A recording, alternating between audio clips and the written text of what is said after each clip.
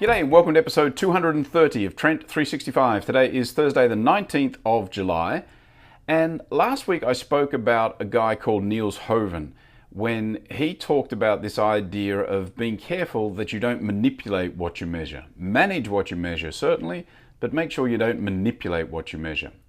And another comment that he made that I thought was quite interesting was it's important to be, it's kind of on the back of that I guess, it's important to be data informed but not data driven when you're making those decisions.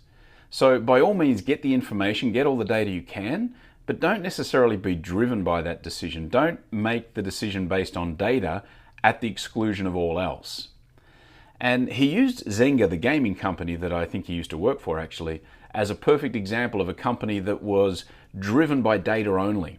They got to the point where as long as they achieved the certain metrics that they'd set themselves, whatever the data set that they had determined, as long as that was on track, everything was fine.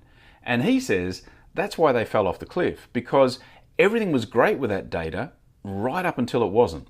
And by that stage, it was too late.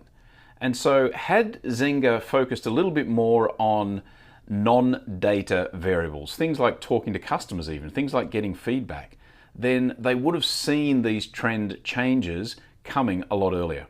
So by being totally data driven, every decision they made basically led them down the wrong path because they weren't talking to the consumers. They didn't understand their market well enough.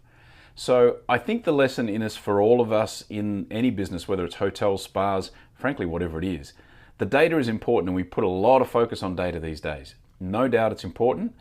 It's great information, but it shouldn't drive every decision you make. That's it for today. Thanks for tuning in. I'll be back in tomorrow. See ya.